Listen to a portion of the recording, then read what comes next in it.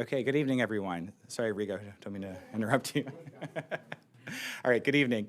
Welcome to the Princeton Public Library. I'll introduce myself in just one moment, but first I'd like to make an announcement about this space's accessibility.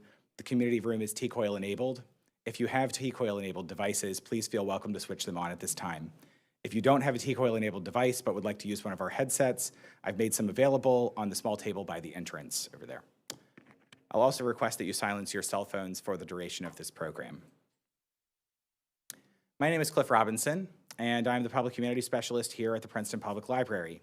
This evening's program is presented as part of Latino Poetry, Places We Call Home, a major public humanities initiative taking place across the nation in 2024 and 2025, directed by the Library of America, and funded with generous support from the National Endowment for the Humanities and the Emerson Collective. It's my honor to introduce this panel discussion dedicated to a remarkable new volume, Latino Poetry, the Library of America Anthology. Very attractive volume, too. Haven't seen it already. Here we go. Everyone's holding it up. Yeah, excellent.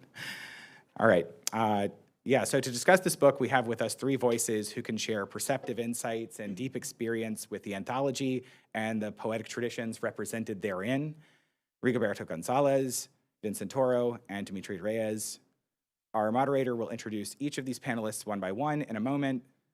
Before that, though, I'd like to say a few words about why the library felt it was important to host this program.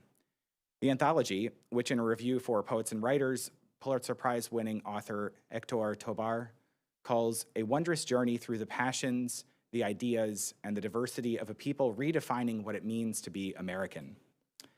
This volume represents an important milestone in the Library of America series. Those unfamiliar with this landmark series of publications may not know, the Library of America is a nonprofit organization that champions our nation's cultural heritage by publishing America's greatest writing in authoritative new editions and providing resources for readers to explore this rich living legacy. In some ways, then, the Library of America is an important indicator of what writing and which authors we as a country consider to be canonical ones. Their choice to publish an author's work indicates that it has made an enduring contribution to our national culture. This anthology, then, is an important monument defining an entire area of poetic effort as a lasting achievement worthy of curation and commemoration for future generations. To those of us on the library's programming team, this celebration of Latino poetry deserves recognition in its own right, so we are thrilled to be involved with the Public Humanities Initiative, bringing the work to a broader audience and championing its numerous merits. We are grateful to have our frequent collaborators from Labyrinth Books here to sell copies of the anthology, as well as some of the titles which the poets appearing on this panel have previously authored. I understand our guests will linger after the program to do a signing. Our panel's discussion this evening will be moderated by Vivia Font. Vivia Font is a performer, collaborator, mother, and educator. Most recently, she wrote, produced, and acted in Honk, currently in post-production, a quarterfinalist, filmatic short screenplay. She teaches acting, voice, and speech, and performance as a vehicle for social, political, and environmental awareness and action, with focuses on Latin America and elsewhere at Princeton University, NYU Playwrights Horizons, and Marymount Manhattan College. So, Vivia, I'll hand the program over to you in just one moment, but first I'll just ask for a round of applause. So.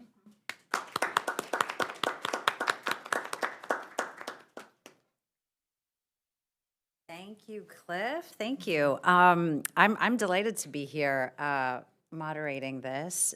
This does seem like quite a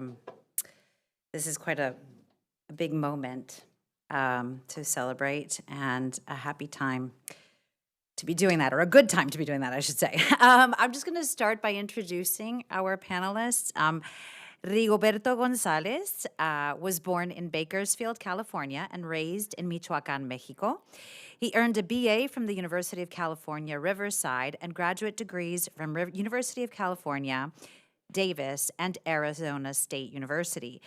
He is the author of several poetry books, including The Book of Ruin, 2019, Unpeopled Eden, winner of the Lambda Literary Award, Black Blossoms, Other Fugitives and Other Strangers, and So Often the Pitcher Goes to Water Until It Breaks, a National Poetry Series selection. He has also written 2 bilingual children's books, Antonio's Card and Soledad Sai Sais. the novel Crossing Vines, winner of Forward Magazine's Fiction Book of the Year Award, a memoir, Butterfly Boy, Memories of a Chicano Mariposa, which received the American Book Award and the Before Columbus Foundation, and the book of stories, Men Without Bliss. He edited Alurista's Chicana Duende, a select anthology, and Camino del Sol, 15 Years of Latina and Latino Writing. He has also written for the National Book Critics Circle blog, Critical Mass, and the Poetry Foundation's blog, Harriet.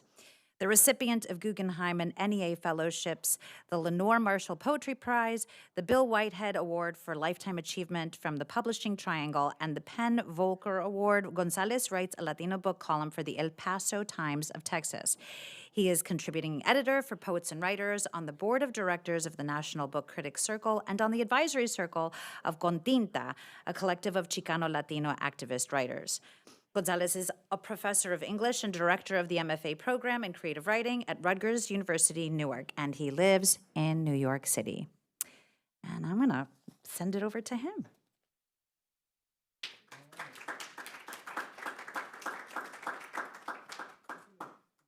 Right? You want? Yeah. Okay. Turn the. I think I'm good. Yeah. Okay, good. Just took a bit to get on the chair. I'm going to stay here until I have to get off. All right. Well, buenas noches. Thank you, everybody, for joining us this evening. I thought I'd bring into the room two poets that I deeply admire. Francisco X. Alarcón, who was my teacher and a mentor, and also Judith Chicano, and then Judith Ortiz Cofer, Puerto Rican writer who from Hormigueros, Puerto Rico, to Patterson, New Jersey. So she's a New Jersey gal, and also quite an important voice. And like my students say, you know, I was feeling a certain kind of way when I selected this. So I'm gonna read a little bit, contextualize it, and then move on. So this is Francisco X. Alarcón, and he's actually one of the few writers who writes firstly in Spanish. And so the work is translated, even though he very much grew up and lived most of his adult life in the United States. This is from his collection of sonnets. In English, it's Of Dark Love. In Spanish, De Amor Oscuro. Me gusta caminar junto a tu lado, ir pisando en el malecón tu sombra, dejar que tus pasos marquen mis pasos, seguirte como barco remolcado, ajustando mis pies en las huellas que como puma dejas en la playa. Quiero ser la toalla con que te secas donde te extiendes a tomar el sol. Qué suerte la del cinturón que abraza tu cintura, la del Cristo que cuelga de una cadena entre tus pectorales. Qué alegría llegar como peine diario a oler la mañana en tus cabellos y en vez de peinarte, despeinarte.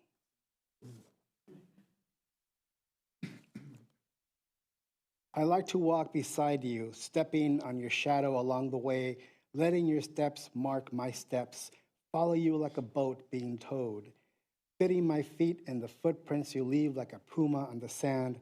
I want to be the towel that dries you, the one you spread to get some sun. How lucky the belt that gets to hug your waist, the crucifix that hangs from a chain on your chest. What a joy to arrive every day as a comb and smell the morning in your hair, but rather than comb, uncomb you.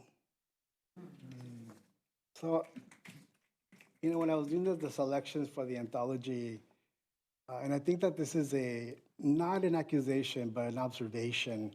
I think of so much of ethnic literature that, oh, why the poems are so sad? The poems are about oppression. The poems are of like struggles. And definitely, I think most poetry, you know, most poetry is about that. Most poetry is about our broken hearts, our hearts mending. And I thought, wow, you know, true, but also in our poetry, there's a love poem. So that's why, you know, so that poem was speaking to me, Francisco X. Alarcón. As this poem by Judith Ortiz Cofer, I was in, as part of the book tour, I was in Puerto Rico and I got to visit Mayagüez, the University of Mayagüez. And Mayagüez is just like within a spitting distance of Hormigueros, where Judith Ortiz Cofer was born and lived up to, I think, age 10 before our family migrated to New Jersey. And one of the things that I said to my Puerto Rican audience is that Latino poetry, not just that anthology, but the entire field, would not be where it is now without the direction, guidance, and history of Puerto Rican protest poetry. Because even though all the other groups have also developed an identity around establishing a community, learning to live in various worlds, Puerto Ricans were doing it the longest. It's a huge, over 100 years of that history. And poetry was so important from the very beginning. So, you know, I say that, I'll say it again, that without Puerto Rican poetry, there wouldn't be the same extended history and vibrancy of Latino poetry in general. So this is why, and Yurisatis Kofer, one of the most important writers of the diaspora. And in this poem, she addresses that duality, the conflict and the struggles of leaving the island and then going back, which I think for many of us who are the immigrants or the children of immigrants have to deal with. You know, living in another place, absorbing a different identity, a different way of living, and then what's it like to return or not be able to return. Judith Ortiz Kofer, because my mother burned her legs in a freak accident, I am flying south over the Atlantic toward one of those islands arranged like shoes on a blue carpet. She lies in bed waiting for the balm of my presence, her poor legs pink as plucked hens. When her gas stove exploded as she bent over her soup, the flames grabbed her ankles like a child throwing a tantrum. So she has summoned me transatlantically, her voice sounding singed as if the fire had burned her from within. She wants me there to resurrect her flesh, to reverse time, to remind her of the elastic skin that once sustained me. She wants me to come home and save her, as only a child who has been forgotten and forgiven can. Thank you.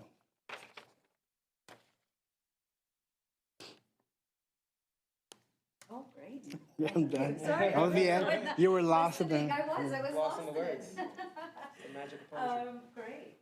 Thank you. So my next intro will be super short because he said I could make it really short.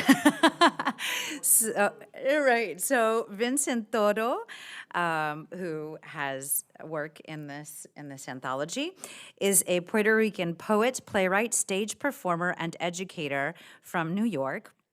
Shout out to my stage performer colleague. His latest book, which is very new, is called Hive Struck.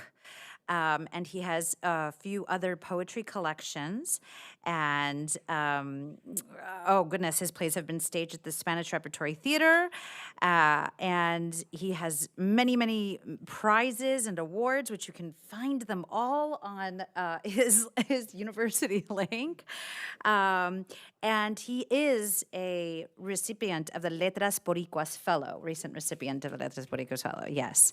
And also a poet in the schools for the Dodge Poetry Foundation and a contributing editor with Kweli Literature Journal, which publishes and promotes the works of writers of color in the U.S. So he's also taught performing arts and literature and many other amazing things. So I'd love to hear from you. And I'm a professor at Rider, just down the road. And a professor at Rider, you did Yeah, yeah. Princeton's little brother, just down the road. Yeah. Hello, everyone. So I have two poems from someone else. I'll read my poem from the anthology. So the theme I was very much inspired by Senator Booker's history making yesterday. And so I was thinking a lot about resistance. And, you know, I've been saying this a lot before the election and after. I've been telling people that if you don't know any Latinx, Latina people, you better get to know one soon, because we know a thing or two about fascism. Because the U.S. installed dictators in every single one of our countries. And There's many really interesting threads throughout this book. One of them that I noted was that there's a thread of resistance, right? So resistance, rebellion is a constant thematic thread throughout Latinx and Latina literature, very much for the reason that we have had to contend with colonization and fascism for a very long time. So I want to read two pieces. I also have the Mexico-Puerto Rico link going on. I think it's always been a thing. I used to live in San Antonio, Texas, and my family's from Puerto Rico. So I'm going to start with and I deliberately pick a very, very old poem. This poem I'm about to read to you is about 80 or 90 years old. To give you context, that, as Gil Scott-Heron once said, ain't no new thing. What we're dealing with ain't no new thing. So this is from the Puerto Rican poet José Dávila Semprit, and it's called The United States. A sublime document that proclaims the rights of man, a star-spangled banner, history that begins with roaring rebelliousness and ends up smelling of imperialism. A heterogeneous people, the remains of our old Europe turned into a republic, an alloy of passions, prejudices, and entrenched arrogance, deceit that has become a god in America. The belly laugh of the century, the sarcasm of this era, the United States. In its port, there is a statue lying about liberty, insulting the cosmos. Within, there is injustice. Sacco, Vanzetti, Mooney, the blacks of Scottsboro, the cry of the mothers whose sons have died in imperialist campaigns, the cry of the sons whose mothers strayed into vice. The Ku Klux Klan, growling fanaticism, the persecuted Indian in the mountains, the black man passed over and persecuted, the Bible feeding ignorance, mitigated pain with the Puritan prayer of the dead, the United States. Sorrow, grief that chauvinism quells, hatred, resentment fired by religion, endless smell of blood in the atmosphere, mediocrity in a tunic made flesh, new life in the temple of the god Janus, Minerva's altar in ruins, a desire for power within each soul, the word of God out on each lip, the United States. Reigning in Detroit, Chicago, New York, huge smoke-belching, beast-eating human flesh, bearing their fangs and pretending to rend the sky.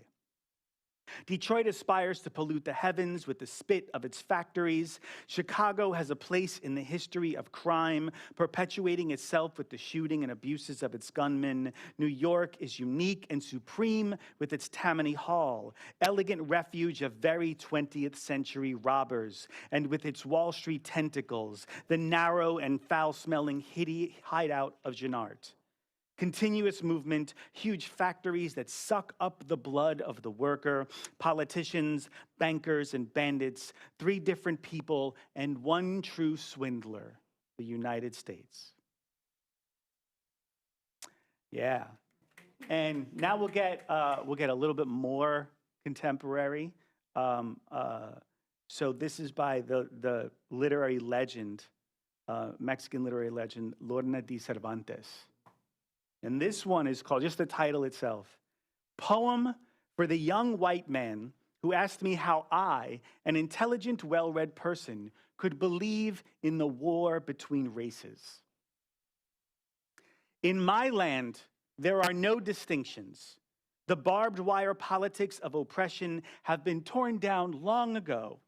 The only reminder of past battles, lost or won, is a slight rutting in the fertile fields.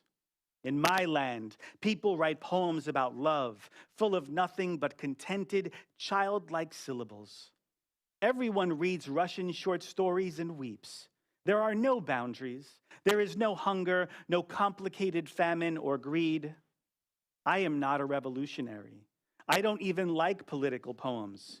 Do you think I can believe in a war between races? I can deny it. I can forget about it when I'm safe, living on my own continent of harmony and home, but I am not there. I believe in revolution because everywhere the crosses are burning, sharpshooting goose steppers round every corner, there are snipers in the schools. I know you don't believe this. You think this is nothing but faddish exaggeration, but they are not shooting at you. I'm marked by the color of my skin. The bullets are discreet and designed to kill slowly. They are aiming at my children. These are facts. Let me show you my wounds, my stumbling mind, my excuse me nagging tongue, and this nagging preoccupation with the feeling of not being good enough. These bullets bury deeper than logic. Racism is not intellectual. I cannot reason these scars away. Outside my door, there is a real enemy who hates me. I am a poet who yearns to dance on rooftops, to whisper delicate lines about joy and the blessings of human understanding. I try. I go to my land, my tower of words, and bolt the door, but the typewriter doesn't fade out the sounds of blasting and muffled outrage. My own days bring me slaps on the face. Every day I am deluged with reminders that this is not my land, and this is my land. I do not believe in the war between races, but in this country, there is war. And I know Cervantes, her words. I wanted to read Banana, but it's such a long, sprawling poem. And I'll end with my poem in the anthology, which is about the colonization 2.0 of Puerto Rico, the colonization known as tourism. And if you don't believe me about it, hear everything Bad Bunny's trying to tell you. Stay off our island. This is called Sonata of the Luminous Lagoon, and it's after Pedro Pietri. Crickets, coquis corroborate. Mezzo, alto, tenor. Chemical coladas are pumped like stale petroleum from fracked rocks. The joy of combustion at $5 a pop. Surf shops collide with Desecheo Island. Silicon Valley Spanish stings like chlorine. An ill refuge from portfolios and defaulted mortgages seared on grills that serve no native dish. The Esclavos, FedExed to Co-op City, Humboldt Park, Kensington, where nature is a cable program shot from a satellite dish in 20-minute cycles, and sunsets come with membership fees. Coconuts, cangrejos are gathered and stacked. For tonight, there will be a fiesta in the hacienda overlooking Culebra, but the residents did not receive an invitation. Coral contorts into ads for cell phones, panorama in flux, coffee plantation permutated into port, cracked concha serves as chrysalis for research station, a naval base etched into an islet, yucca fields tailored into a spa resort. The new natives will boast of job creation and toast to how the quality of life has improved for the mosquitoes who now feast on sweet meat of plump and primped immigrants blown in from El Norte. Thank you.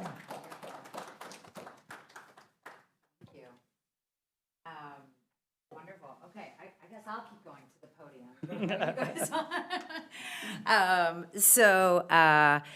The next, our last panelist is Dimitri Reyes, and he is a Puerto Rican multidisciplinary artist, content creator, and educator from Newark, New Jersey. He has been named one of the best new Latinx authors of 2023 by LatinoStories.com for his most recent book, Papi Pichon, which was a finalist for the Omnidon Chapbook Contest and the Andres Montoya Poetry Contest. His other books include Every First and 15th, the winner of the Digging Press 2020 Chapbook Award, and the poetry journal Shadow Work for Poets, now available on Amazon. Dimitri's work has been featured on NPR and PBS and has been nominated for a Pushcart Prize and Best of Net anthology. He was an inaugural fellow for the Poets and Writers Get the Word Out Publishing Incubator, as well as a 2024 fellow with the New Jersey Arts Professional Learning Institute. You can find more of his writing in Poem a Day, Verse Daily, Atem Mais, Latinx Futurisms, and elsewhere. Good evening, mi gente. Peace and blessings. I hope all of you are doing well. And thank you so much for your words thus far. And I thought it was so cool when I saw the set list for this reading because Rigoberto was my mentor, my thesis advisor at Rutgers that helped birth Papi Pichon. And Rigoberto, I tell students all the time where after my first year, I took my whole manuscript to you. And out of all the poems of the manuscript, you had that one poem in there. You're like, you got to write around this, and it was Papi Pichon. So my whole second year of my thesis, while everyone was working on edits, I was writing what would later become Papi Pichon. So I thank you for that. And then as a baby poet, I was seeing Vincent Toro just lighting it up in New York and New Jersey and everywhere else. So it's not only an honor to be talking about the Latino Poetry Anthology, but it's also an honor, as always, to be sharing space with the both of you. So thank you. There are a lot of threads through here, and I was wondering what I was going to do. And of course, as the baby poet of the group, I over-prepared. So thanks a lot, guys. What ended up happening, I just started Bible dipping throughout the book and seeing what poems I would fall on and see what spoke to me, see what could be like an oracle. So I decided to take the teaching artist approach, since that's something I do so much now in New Jersey and the Philly area. So as a teaching artist, there's such an importance of a teaching artist stepping into the classroom with their specialization and being able to help kind of amplify what's already happening or not happening in school curricula. And an anthology like this is something that is so essential to the educator in terms of basically laying out and filling in the gaps that took me something around 10 years to figure out myself. And it's all right here for the youth to look at and those in college, so that's great. Through the organization of it, there's colonialist visions that are dark and sometimes patriotic and opposite of what we think of as patriotism in terms of nationhood and borders, and that covers the first section. There's corridos and songs of patriotism in that second section. And then there is the Latina canon that happens in that third section before it opens up into what is the contemporary canon after that. So it's just so well put together. So if you haven't looked at the book yet or haven't encouraged your local libraries to pick up the book yet, it's so important that they do have it, and your bookstores that they do have it. An anthology is a guide, and there's such a wide span of poetry and Latina literature. This is a great book to start, but this isn't the end-all, be-all of where your research should start. This should be a jumping point to see what other comparative authors come after that, because it is just so ever expansive and ever growing with the different voices, and those voices that need to be amplified that we don't even know about currently. That's so important. So looking in those local places are so important. I also think that this book is very accessible for both educators and readers. In the introductory essay, Places We Call Home, it's essential in the understanding of the many meanderings and overlaps across cultures and centuries and generations, as well as different land masses. So where we think someone like Solomon de la Selva's Song for Wall Street and Vanessa Angelica's Villarreal's Field of Onions Brown study could both exist in the same breath, although they're taking place about 100 years from each other. So that's another beautiful thing to see. So I'm actually going to read those two poems to illustrate those similarities, and building on a sense of some historical conversation that keeps recycling and recycling and recycling. And these conversations aren't only 100 years old to this point, but they're hundreds of years old, as far back as we take it. So the first poem here, Salomón de las Selvas, A Song for Wall Street. In Nicaragua, my Nicaragua, what can you buy for a penny there? A basket full of apricots, a water jug of earthenware, a rosary of coral beads, and a priest's prayer. And for 2 pennies, for 2 new pennies, the strangest music ever heard, all from the brittle little throat of a clay bird. And for good measure, we will give you a patriot's word. And for a nickel, a bright white nickel, it's lots of land a man can buy. A golden mine that's long and deep, a forest growing high, and a little house with a red roof and a river passing by. But for your dollar, your dirty dollar, your greenish leprosy, it's only hatred you shall get from all my folks and me. So keep your dollar where it belongs and let us be. Thank you.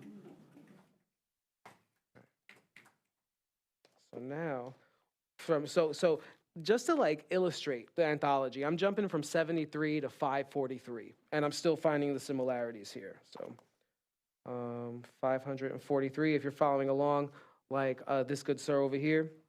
All right. Vanessa Angelica Villarreal, A Field of Onions, Brown Study.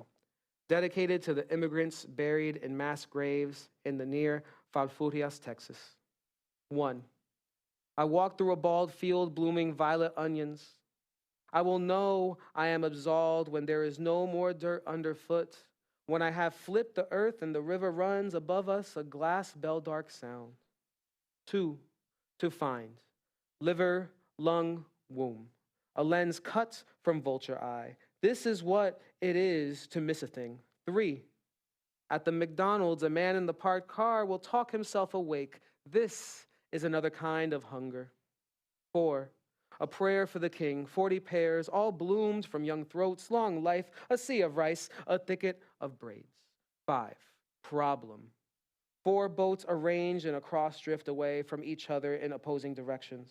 What theory states that all conditions remaining equal, they can reach each other again on the other side of a perfect globe. 6. To understand a map is to shrink the world, to plan, to color. 7. Can you smell the vinegar blood in the babes star-dappled? The survivors ride the beast's train toward the north. Over those rolled off onto the tracks, see their legs scattered. 8. Olga in Minnesota.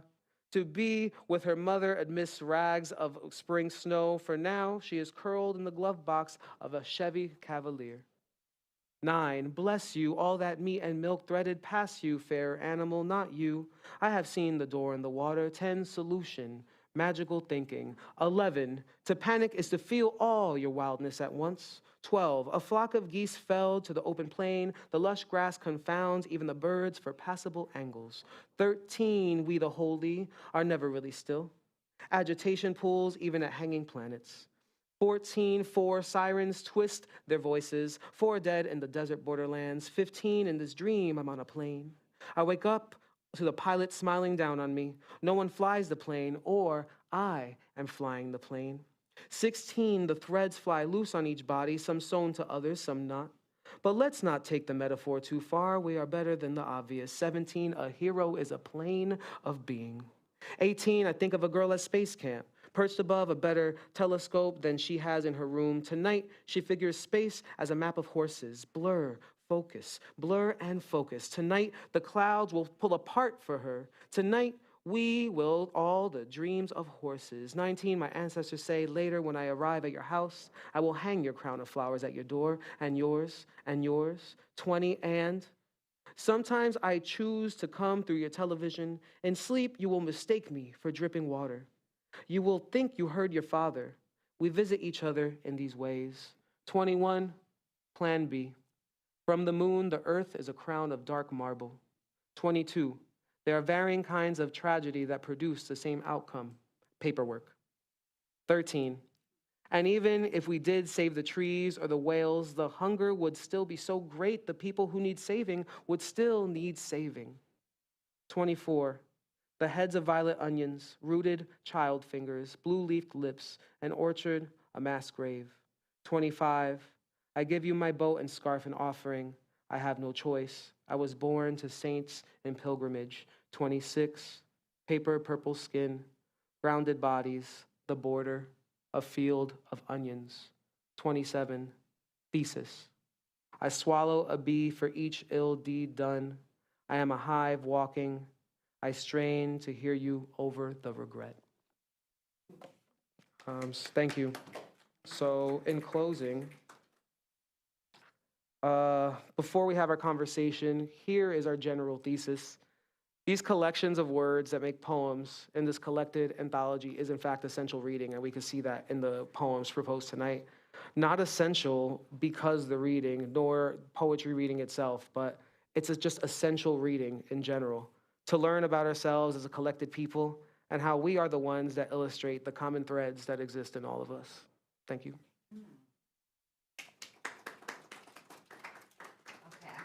sit now. We can all hear me? Sorry. I just wanted to conform my own introductions. Can we please give a round of applause, first of all, to all three of our wonderful panelists? It's so great to listen to the poems come alive through your recitings, and also the different perspectives that I'm excited to hear more about. My first question, well, I'll start with some questions and then we'll open it up to the audience. But my first question for you actually has to do with the timely, you mentioned this, but like kind of this day and age, Rigoberto, particularly for you, you have now, we were supposed to do this many months ago, and now you've been presenting many of these panels and have a different experience, I believe, of the anthology, perhaps, over time, over what's happened in the world. What are the shifts you have seen, and have they proposed any questions or dilemmas or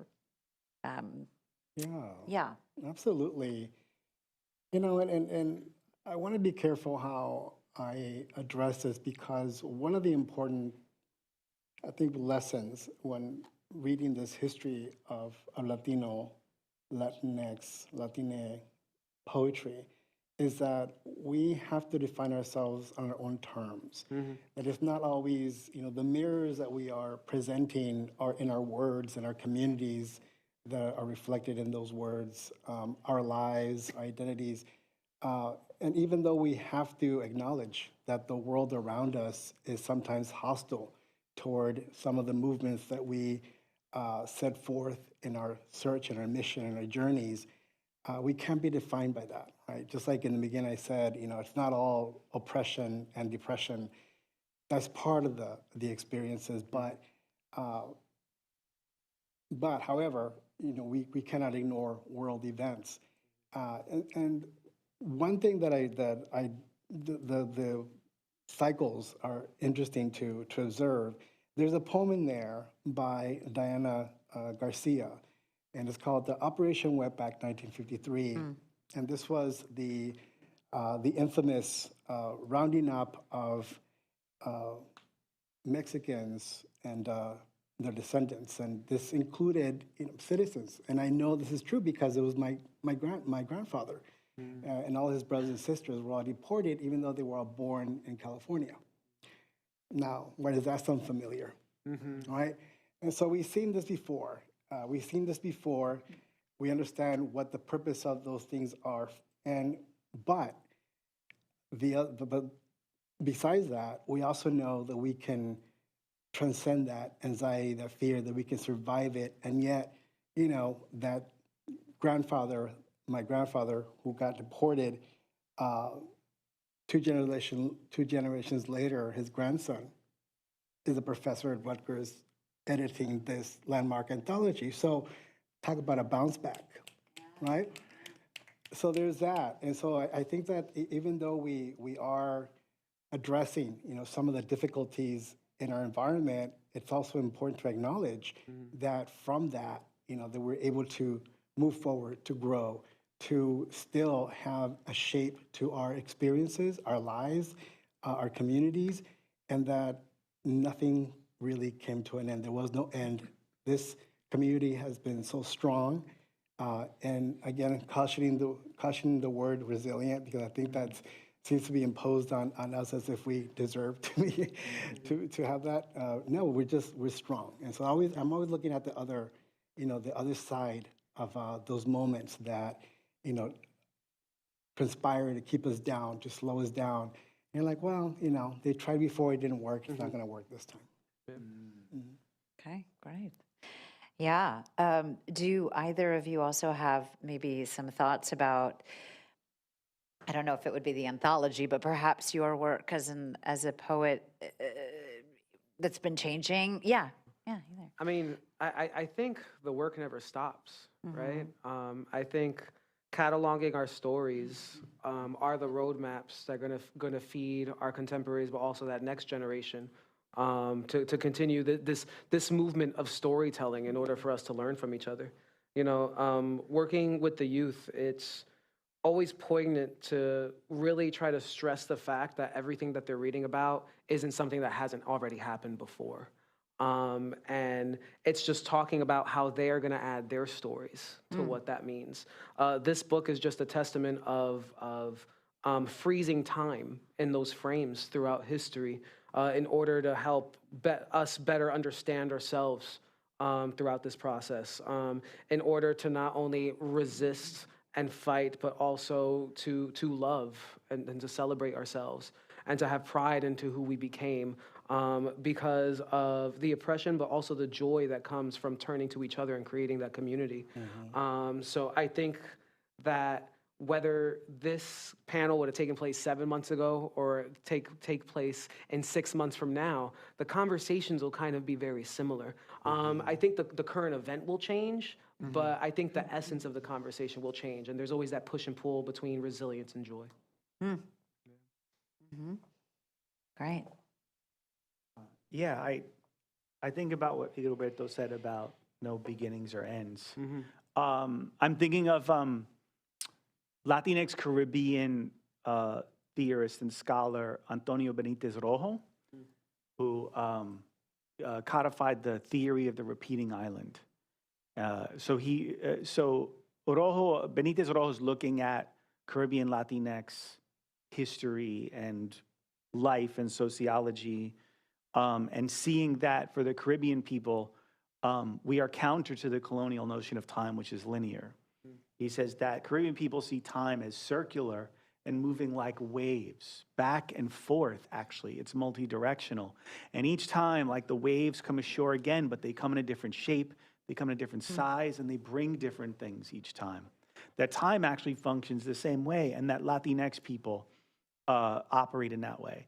And I also think about another theorist, Silviano Santiago, who writes about Latinx hybridity theory.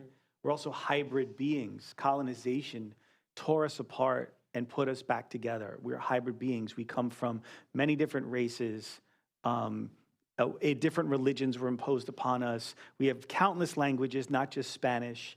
There's a great anthology that came out just around time, this one, Daughters of Latin America. And Sandra Guzman, who did that anthology, she deliberately actually chose poets that don't only write in English or Spanish, but in the indigenous languages. So we're made of so many different things, and we're constantly operating with the ebb and flow of that ocean of time. And what that has done is it's made us very adaptable. And I like to think that that's kind of like our Latinx superpower. So as I see things, waves roll in, it's like what we're seeing now. If you're a historical being, you look at the White House and you're like, oh, that's just Pinochet again. That's just Somoza again, right? We've seen this before. It came into shore again in a different face, right? And so we're constantly thinking about how adapt and move. And so our communities are already functioning that way and always have. So I'm very much in the same mind as Rigoberto, that we're here, we're going to be here, we're not going anywhere, even if there's an evolution or there's a shift in how we even operate as communities and what our identities are too as well. Great. So keeping in the sort of timelessness of this anthology and this work. On the other side of this question is, do you feel, or have you, in terms of Latino poets as a whole, have you ever felt constrained or limited by the identification of your work as specifically Latino or Latine, or politically, or you know what I mean? Like, is there a way in which that feels somewhat constraining or limiting? Well, I think that it's a bit of a trap, right? Because, and sometimes we set it ourselves. We say, this is what it means to be Latino. And we keep that, sometimes we keep that definition very narrow. And it's not because we see it as narrow, it's because there's a kind of convenience and an urgency for some parts of who we are to be recognized, firstly, right? But as Dimitri was saying earlier, it's always think of it as an opening, a beginning, as a gateway towards learning more. This is why the anthology here, it asks you that. This is not, like you said, it's not the end all, be all. It's just an initial introduction into a very vast landscape. And hopefully people will find and discover other ways of being Latino, other ways of the kind of languages that we have, that we use. Because it's such a complicated, complex, and something contradictory. And that's one of the things that we have to sort of acknowledge, is that even on the political spectrum, we have very conservative, groups, and we have very liberal groups, and we somehow, all belong to the same community, but we understand, why is it that history and politics shape different ways of thinking and being in the world. But that's not a bad thing. That's actually a very good thing, because it keeps us from being reduced to one thing. And that's sort of like the language that we hear, from the out there that says, "Oh, this is what Latino is. They're immigrants. They're undocumented. They are useless. They're uneducated." And we're like, well, okay, that's one way to look at us. And here we're presenting another 100 ways of looking at us. So, I think to your question, yeah, sometimes we do tend to, I think, even though we have a vast range of voices, that we highlight certain ones because there's an urgency to fight back or push back against the current, thinking or the current rhetoric. Yeah, sure. I am. It's interesting hearing all this, because there's a couple things I'm thinking. First of all, I am very proud to be known as Puerto Rican poet or Latinx poet. I think part of that has to do with my history. So I'm a second-gen Nuyorican. I got an Irish grandparent, which is why I'm white presenting or white passing, and so. And then I was born in New York, but living in New Jersey, and kind of watching from the bleachers as the Nuyorican were blowing things up in the 70s and 80s, 90s, and wanting so much to be a part of that. And I really worked hard. And so to be honest, I was not even interested from the beginning of like a white audience or white readership. I really wanted my own gente to see me as an artist, as a writer, as a poet. And so now to be identified as that, to be in this anthology, to me, for example, is the biggest badge of honor, right? And there's another side to that, though, because part of that is what the negotiation for writers of color, for artists of color, for people of color in the U.S. is assimilate or die, right? And so and again, because I present a certain way, the negotiation has been put on the table for me many times. Like in a very overt way. It's like, you can pretend to be white and there's some benefits, right? As an artist, as a person, but you really have to dissolve yourself, right? The same way people have talked about, like, white is a concept where white people have had to give up being Italian, being Irish, being German. And it's asking you to eliminate your histories from yourself, right? And so if that's the negotiation that I'm dealing with, and I know it might feel good to just be known as poet in some context or just writer, but if that's the binary that's being forced upon me, then I'm very proud to wear that mantle, right? And then there's a larger question involved too, which also has to do with, and this can be frustrating, is that the industry itself is constantly looking for categories and boxes that are easily palpable just to market to people, right? And so I think one thing that I see I don't see and even my Black and Asian compadres who are artists and writers, I see them resisting those boxes only because they don't, I have a lot of actor friends. It's like, they want all the different roles, whether they're Black, Latino, or Asian. They also want to be playing Hamlet, And so I think that's what people struggle with. But creatively, it's not. I mean, I'm also an experimental poet, and and again to think of like the tools that are at my, because there's hundreds of different stories. It's like, there's Edwin Torres for me to refer to. Right? There's Daniel Borzuski. There's these writers that are doing what I'm doing in their Latinx. So I don't feel confined by them, but I do see how other writers and artists are kind of just resisting the ways in which we're marketed. Because that's when we get caught. It's you're selling yourself to another audience, and it's like, now there's got to be mangoes and abuelas in your poem. And that's not even for you. I mean, if you want to write a mango or abuela poem, do right? it. But if you have to present that because that's how you're palpable to the corporate audience, then I'm not really interested in that myself, you know? Yeah, I always love this question among like Latino, Latinx, Latina, people, because we're always going to answer it in some sort of amalgamation of the same but also different way, right? So the whole assimilate or die thing and dissolving of oneself is very interesting to me because I was raised by my grandparents and it was very much sink or swim. It's like, listen, you be the most American you could be, right? Just like kind of float through, know English the best way you can know English, go to school, just get a job, just try to keep your wallet, thick and all that kind of stuff. So when I'm in I didn't really realize that I was running away from a piece of my Latinidad until I was in a university space where there was a bunch of diverse folks that weren't just Black and Latino anymore. And I realized, I was like, holy crap, I am Latino. Like, even if I try to exist in these American gaps, they'll put me in those other gaps. So then when I started doing community organizing, and a lot of my mentors within the Newark community were like the baby Young Lords and the baby Black Panthers, they looked at me and they're like, yo, you're Latino, right? And then while I start researching my work, I start digging back into a history and I start discovering all these things about the culture that was kind of like embellished throughout my life. And there are those things throughout there that I am now picking up and I could now take my own. So, growing up, I didn't really know where to place myself because, I was like this 17-year-old emo kid that also liked El Gran Combo, and like there was ciphers going on in the city of Newark, so there was the hip hop influence there, and I also liked theater and the Power Rangers. It's like, where do I sit? Where do I stand, right? So now I realize, and I've come to that understanding that I don't fit the archetype for like the normal like Puerto Rican poet, right? But now that's also my superpower. And I think for Latinidad, that's all our superpowers, that we all have like just that little magic stuff that makes us all really special.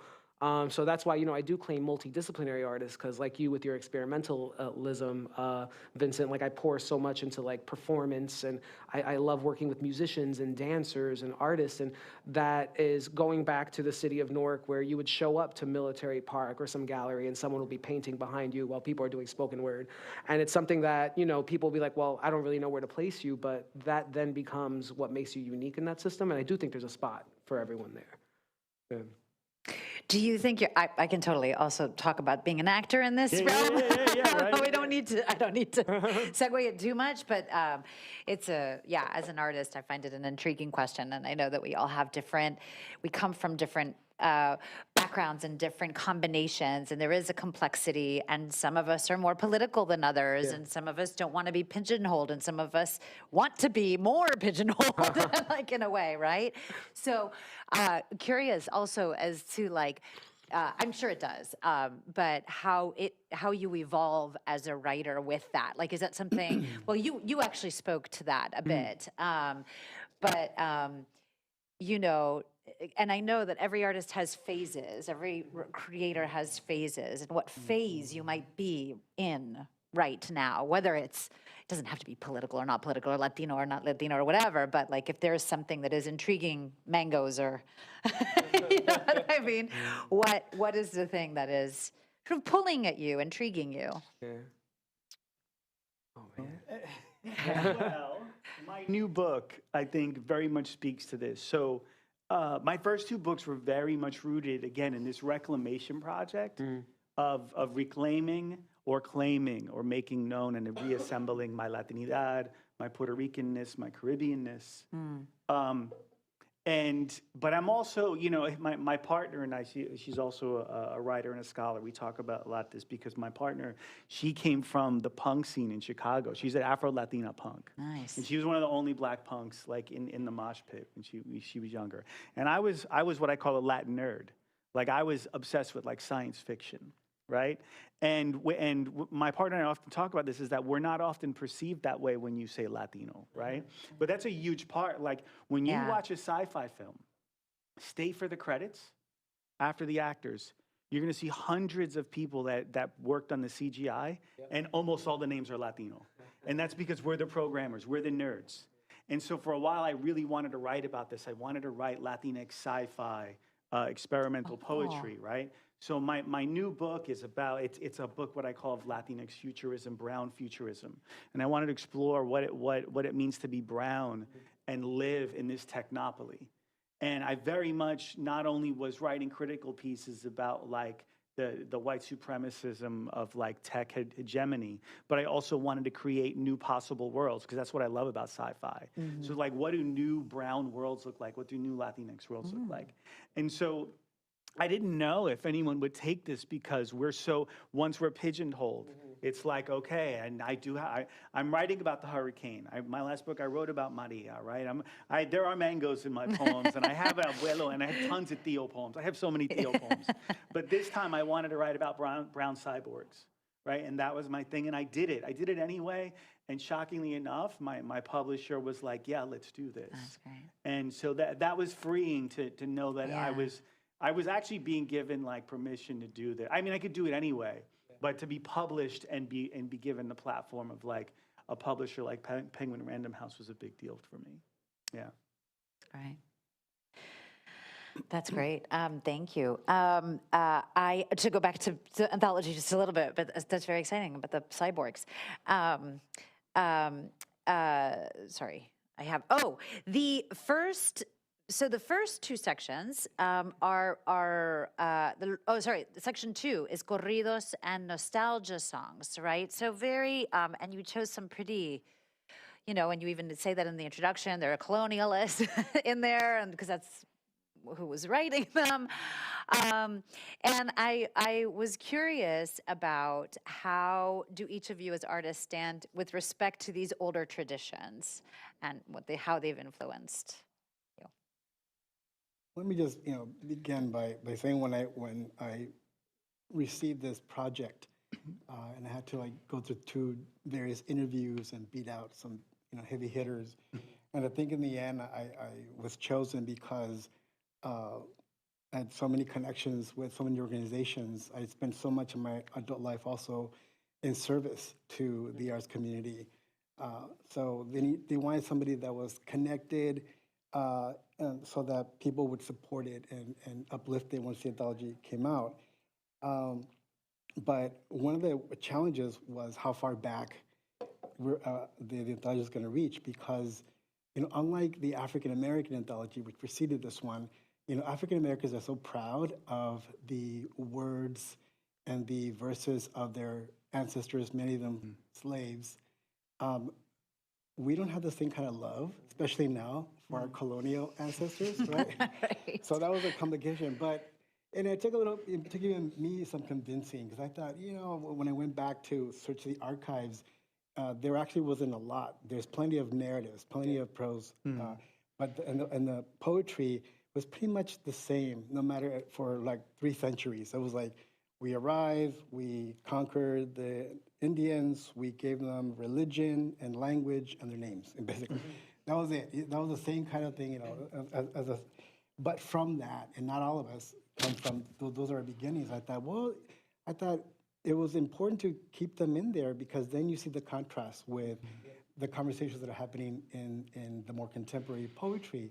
I thought then you can see, how that sort of ushered in this important questions about who we are, what land we occupy, how we got here, what we feel about our histories, what we feel about our futures. So I thought, okay, that's the beginning.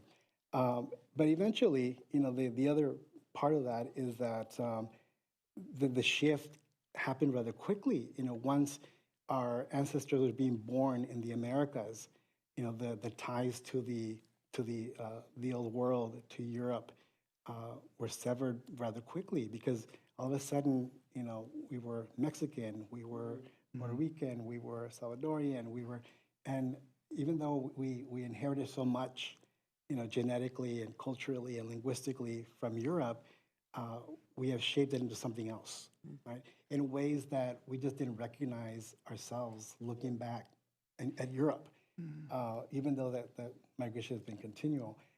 And the other thing that I want to add is that you also see the ways that other world histories have shaped our identities, like slavery in the Americas, like the migration of Asian communities into the Americas after the slavery period.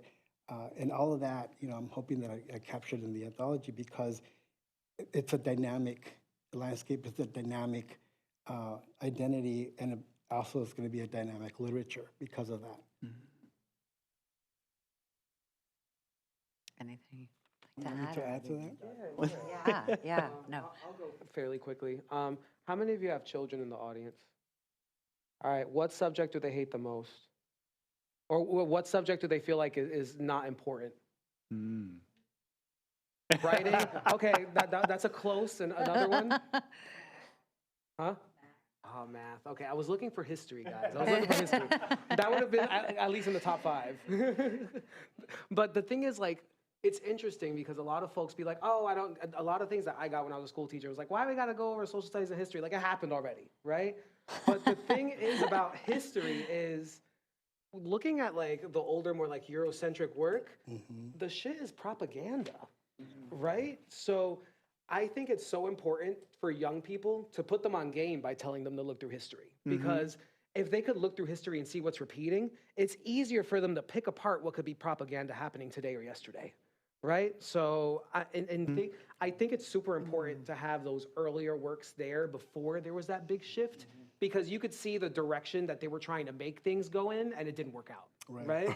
And we could see that happening every time there's a big political movement, how things are not working out with a regime that's trying to make, to try to propagandize a community to act and behave in a certain manner.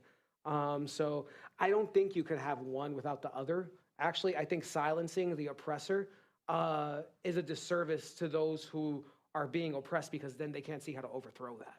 You know what I mean? It's also interesting because dictatorships have never worked, and yet why does they keep happening? Right? I guess people keep just rolling wanna, the dice. It's like that's what the history has taught us, that dictatorships never work, no matter what shape they're presented. They just don't. And one of the many reasons that they fail is because this population is wiser, and the population understands that we listen, we see, we observe, and eventually being parcel out truth from propaganda, truth from spin, truth from fantasy. We're just too intelligent. Yeah, that's what kind of gives me hope too, because they kind of, one, they show us their hand, but two, they actually tell us the ideological ammo that they're using. And then we have the decision to try to rework that into our favor. Yeah, I just think of syncretism, right? Which again is a very Latinx concept, right? So it's a very, if you don't know, it's a complex concept, but essentially like during the colonization when religion was imposed on us, for example. So, I lived in San Antonio, Texas, like the Virgin of Guadalupe is a big deal. And the Virgin of Guadalupe came out of this syncretic notion because the Virgin Mary was imposed on them, but they didn't want to give up their gods. Yeah. So what you get is we stir it up, we recook it, we make a sancocho, and it becomes this new thing, right? And again, this is how we're hybrid beings, right? It's that adaptability that I was talking about. And so, I think that's why it is important, those material, and not just for Latinx people. People have been talking about how one of the reasons why Germany is responding to our current moment the way it is, and people in Europe are talking about this, is that in Germany they were taught about the Nazis, and they're told we don't want to do this again. Right? Their kids are taught that. And in the U.S., it's like, no, we don't want them to know what the Confederates were doing, and we don't want to know them. And so then when these things prop up again, everyone acts so surprised. So it's not just for our gente. Everyone needs to know history, because that's how we get blindsided. And I will say, one thing I've been reading recently, I've been reading a lot on dictatorship theory. There's one scholar, Idelber, I forgot the last name. But the book is called The Untimely Present. And one thing he poses is that actually dictatorships were never designed to be permanent. They're actually, their purpose is to housebreak a civilization, and they're meant to be transitions into whatever power wants us to be. And so that's also part of why resistance is important, because they're meant to come in and devastate all of us, like Naomi Klein's shock doctrine, for 5 years or 17 years in the case of Argentina, and so that they can shape what they want. And so knowing what they did before, like you said, and being able to reshape it is really important because of what's going to come out. So eventually something's going to come out the other end, and how much of it is ours, right? Yeah, that's great. And then also, I love the way that you're balancing in the conversation, which is something that you have to touch upon. You do touch upon it in the anthology, but also I think balance very well is the identity of the Latin American country, the history of the actual Latin American countries with the Latinx identity, which is somebody here, right?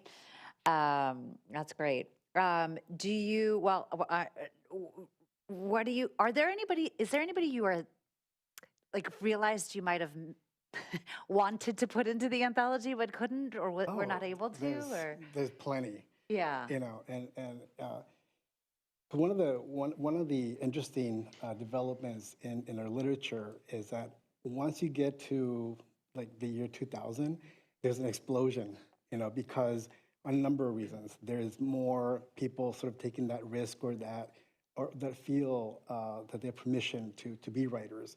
There are more publishing venues. There is more accessibility. There is more desire. You know, our populations our readership grows exponentially.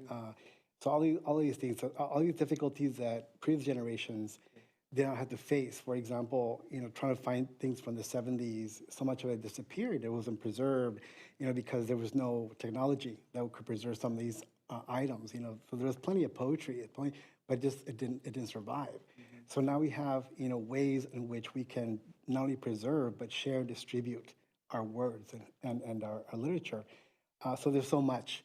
So I had to find ways, very, very superficial ways to try to limit, because otherwise I didn't want to misrepresent and make it seem like, and after the year 2000, we all became poets. You know? And I was like, we were always, you know, there. It's just the numbers are not represented in the archives, right? And so I had to limit it. So there's plenty. I thought, well, you know, this is just a reflection of a place and time. And I thought, okay, the entry to the anthologies can be 2 books. You have to have 2 books just to limit the pool, you know. And also, you know, there was I was shocked by this, but there are so many presses that had a difficult time, you know, granting permission to, because there's this thing in the industry that is boring, but I'm going to mention it, and that's, you know, whenever somebody reprints the work, the press can set the price. And so, for example, you know, some people you say, why isn't Pablo Neruda? Oh my God, are you kidding me? We would go bankrupt. Because Pablo Neruda estate charges so much money. But then there's also like small presses that charge money because they see Library of America, oh, they must have a lot of money, but we don't. You know, not for that volume and for that many poets. And so many of them just they wouldn't budge.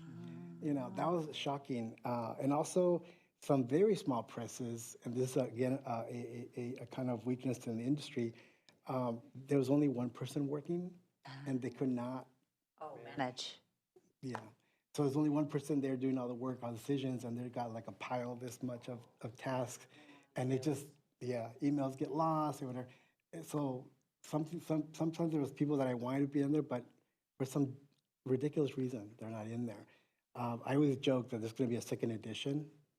And I think it'll be a different anthology, especially with the contemporary. It'll be a very different one because even now, so many of my students have gone on to publish books. You know, so it's cultivating and also new ways of negotiating identity. And I think that's the other kind of lesson in the anthology, where you see the 20th century being very concerned with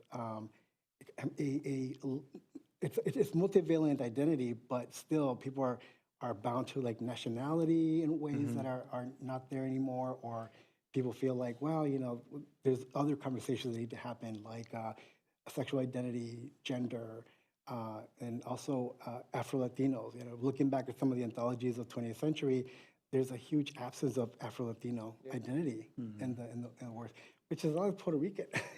You know, the Puerto Rican. After what I just said about Puerto Rico, and all of a sudden there's a big glaring absence in some of the anthologies, and they were important.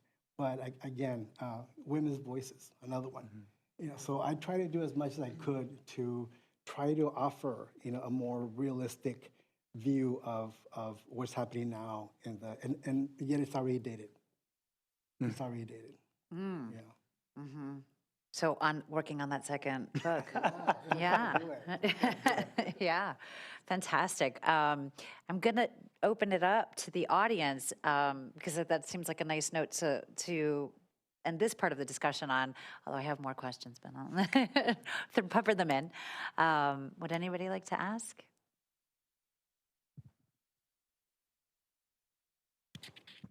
What do you gentlemen mean by Latinx? Well, let me begin because that's the question that I get in terms of why isn't Latinx poetry. When I started working on the draft of this anthology, I did have Latinx. And the reason that Latinx is a term that we use or we embrace is that it is a non-gender specific, acknowledging that we have trans, non-binary writers, poets among us. And why is it important now? Because, well, I mean, think about it. It's a very small population, and yet there's been such a concerted effort to erase and oppress and marginalize this group as if they're the biggest threat to who we are and what we do, which is not true at all. So I thought, well, that's why the word is important. However, in terms of like where the word is important, that changes. Because Latinx is really a word that we use in academic circles, but when there was actually a report a couple of years ago, and that's why the Library of America asked me to change it back to Latino, is that in some of our communities, that is not a word that's accepted or used at all. They use Latino, right? They use Latino to include all genders, right? So to use Latinx is to be conscious of a certain of our diverse community, but our communities themselves sometimes don't even like the word. They don't know how to use the word, or they think it's an elitist word. So all that, and also that of all the terms that I've come across, Latino still, just like Hispanic, which is another whole conversation, are still the ones that are in use, right? And part of that is because the government has continue to assert those words as the dominant terms. But within the communities, people are going to say whoever they are. Some people don't even like those words, right? So that's not where the conversation is for the anthology, but it necessarily is because it's the title. It's the first page. But that's the kind of the goal here is to turn the page on that and then see what other richness you can find in the anthology. But that's, the long answer to that Latinx, because, we always get that. When I was coming up in college, I would always get, well, what's the difference between Latino, Mexican-American, Chicano? And I'd be like, well, I could, thankfully, that's not all I'm here to do. That's not, I have that knowledge, but I have so much more of the knowledge I want to talk about.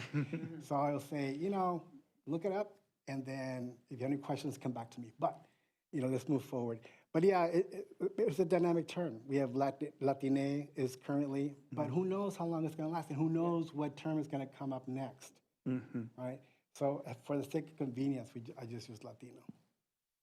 Is that also maybe, I'm just going to insert because you have Spanish and English here, that the Spanish is a genderized language. Yeah. So everything. Although there's a non-gender, which is hard. I first heard it in Puerto Rico. What is it?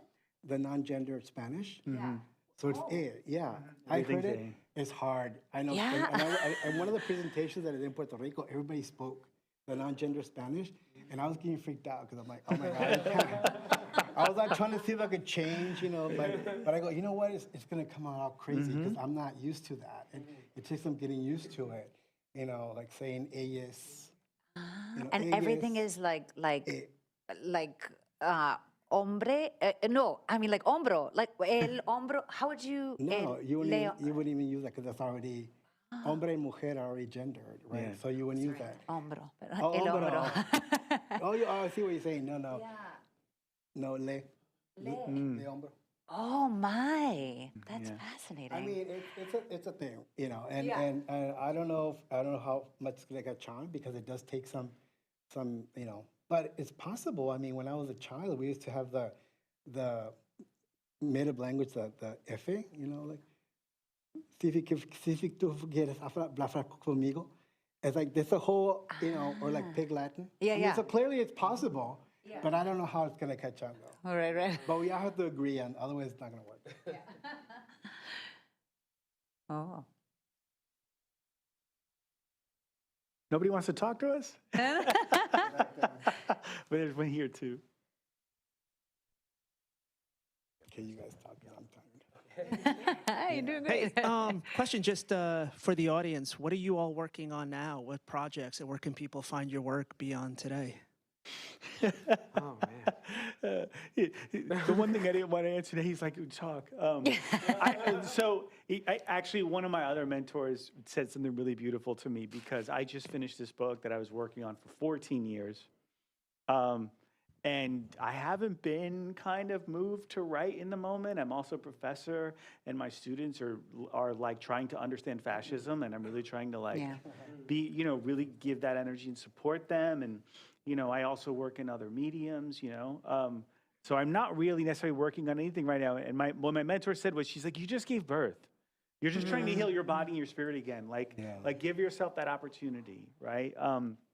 So I personally don't have anything that's concrete down the pike. I have some poems that are starting to become clay for something. I do have a title already, Hurricantos. I do know that because that's been running around in my brain, but I don't even know what it's going to be yet. I just have a title and a few poems. And to be honest, I'm not even worried. I won't even be thinking about it until maybe this summer. And to your question, I will say this is something I've been talking about a lot, is that one of the things being people of the Americas and being colonized people and living through corporate colonialization, here in the US, we're obsessed with producing, right? So you get in a bunch, we were just at the writers conference and everyone, what are you working on next? And I'm telling everyone, calmate, like relax, like enjoy each other, being present with each other. Like you don't have to constantly be creating work. Another mentor of mine talks about this all the time. He's a playwright. And he says the playwrights that he knows that writes 2 plays a year, they're not writing new plays. They keep writing the same play over and over again because they haven't learned anything. He writes a play every few years because he's like, I need to learn things first and process the world before I have something else meaningful to put on the stage. So my answer is a kind of non-answer, which is everyone, just relax a little bit, enjoy the world. The country's on fire. Let's try to get through that first. And then, we'll keep making art, but eventually, we'll worry about a product once the fires subside, So I hang out with a lot of performers and musicians now, and they're very much within the ebb and flow of things. If you hang out with writers, they're always going to be asking what you're producing all the time, right? So I love just hanging out with the jazz musicians. They're like, hey man, what you been listening to lately, right? And I love that because you get different questions. So now when I'm around poet friends or writer friends, I try to ask them questions that are not literary related, so we can try to be people and not the people that are writers, right? But as of May, I gave myself a hard commitment to just focus on being a human and not focus on being this traveling writer, right?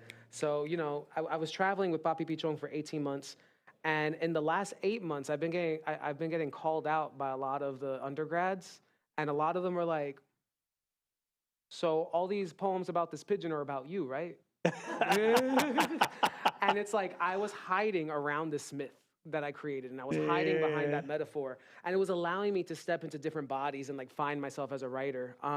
But now I'm working on this book that is poetry / monologues / playwriting, and I'm just seeing what that's becoming, and I'm enjoying that process. But I'm setting out that book with the goal of trying to see who I am really throughout the process of this book and building this fictional but semi-autobiographical kind of memoir biopic of myself or just growing up in the early 2000s in Newark. So I'm just having fun with that experience of discovering myself through writing, digging into my subconscious and seeing what I'm actually pulling out, rather than relying on this bird that has all these magical powers that can just fix things throughout the course of my book, right? So what you're saying to makes me, I just had a writer visit my class, one of them for my students, and this question always comes up because we're all bred for production. And a very wise, another playwright, she also was saying actually, she said, I'm always in a state of writing. She said, too often we think of writing just as when pen to page and just producing. She's like, but when I go to an art film and I'm taking an art and I'm posing new questions about myself or the world because I went to that art. She's like, when I'm taking, she does a lot of clipping. She's old school, right? You know, of stuff that she says, when I'm clipping things that I'm collecting and I put them in a portfolio for later, I'm writing. She says, when I'm actually writing for grants or submitting things or editing a play that's 10 years old, I'm writing. Like, I think the other thing is about constantly seeing that you don't ever stop being a writer. You're constantly in that process of creating work. The actual pen to paper is like that proverbial tip of the iceberg, you know? So giving yourself the time to play, I've been talking about that a lot, play, experiment, soak things in, relax, take in the sun. Like one thing I've been doing this since the pandemic, and I'm really not this, by the way, is I've been DJing. Yeah. Right, to do something in another art form. My friend over there's a musician, he has me playing a bass. You know, so like, I'm not a musician. He knows I'm not a musician, even though I jam with him, right? Doing things that are creative, but that aren't necessarily always attached to like that productivity industry part of you. Hobbies, I think they're called. Hobbies.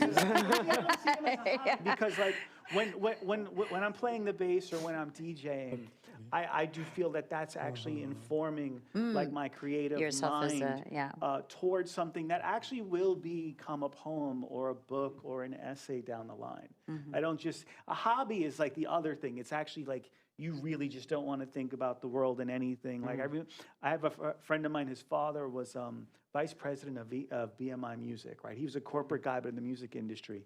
And I grew up with these folks, and I'd come home, and he'd always be painting. Like Bob Ross type, he's just painting trees. And he didn't consider himself an artist. For him, that was a hobby. Like his corporate job was so stressful that he just didn't want to not think about anything. So to just play with the color blue on a can, that's a hobby.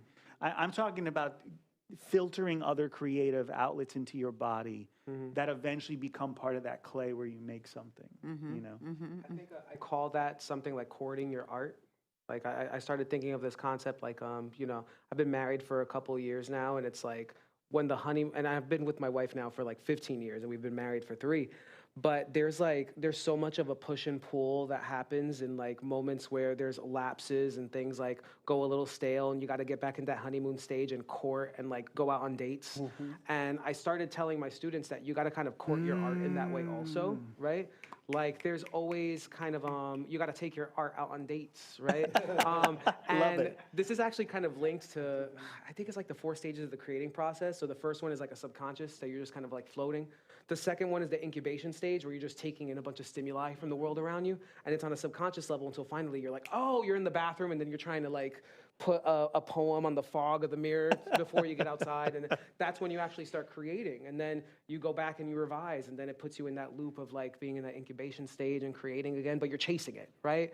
So yeah, just doing a bunch of things. Like now I'm like playing the ukulele and stuff. Like I wouldn't call it a hobby, but you know, like it's something to kind of like stimulate the mind. Or now that I'm in South Jersey, because I grew up in Newark, I moved to South Jersey, and now I know what all these poets mean about birds. Right? And writing about trees. Yeah. Water. And like, honestly, these birds are talking to each other like we used to talk to each other outside the apartment windows, you know? And they're like, oh, look, there's those seeds over there, compadre, and all that. Like, you know, like, so it's really interesting just to like take in the stimuli of the world. And I think that's what makes poets and what makes writers is the fact that we'll pen something on a napkin, and it's because we're seeing the world in a beautiful way that someone else that's worried about their dividends, you know. Took Hugo's question in another direction. Sorry, Hugo. Dimitri has a website. There's that. You can always check in on that. And then with you guys, where would they go to see if you have what your latest is? Also online, but the back of the room, right? Oh, snap. We got our books back there, right? What a good plug. Yeah. You're a DJ. Yeah, I mean, I think it's the other thing is like, I'm also just trying to get people to read the book I just wrote. That's the other thing, because, you know, that's a huge effort for artists these days, you know? It's like you've created the thing, but now you're helping people read it. So I feel like now the hustle part is a huge part of that as well. I love that jazz thing you said, by the way. What are you listening to? Like, what are you taking? You know, I have to think about that as actors and stuff. Like, what are you in? Which is always a... Yeah. What are you auditioning for? That whole thing, for sure. Yeah. Anyway, Another one is, what are you practicing? That's another thing. What are you practicing? Because it's like you're working towards a goal all the time. Yeah. So for writers, it'd be like, I guess it would be like what book you're reading, for instance. But then that feels a little literary. See, for me, since I do memorize some things, I kind of fall into like, what are you trying to memorize now? and that kind of just becomes your main focus. I'm sorry though, audience, you guys were gonna. Yeah, the other question. Yeah. I just want to thank you for coming. We have your anthology for almost a year, not quite, but Nice, yeah. Enriqueta and I participated on some panels. We didn't discuss the poems per se, but we read them. We read a lot of them. Yeah. And thank you for inviting us to participate. And now feels like, the circle comes to a close. Not quite, but thanks for coming and hosting and paneling. Oh, I'm so glad. That's great. Thank you for reading. Yeah. Oh, yeah. It was fun. It was a lot of fun. Say that louder. I want my students to understand reading poetry is fun. It is fun. I can do one. Just for, You want to read one? Is that what you're saying? He wants to read one? please. Do you want him to read? Yeah. De Gustavo Pérez Fermat. Ah, yeah. Last Mambo in Miami. Soy un ajiaco de contradicciones. I have moved feelings about everything, mixed feelings about everything. Name your tema. I'll edge. Name your cerca. I'll cradle it like a Cubano. I have mixed feelings about everything. Soy un ajiaco de contradicciones.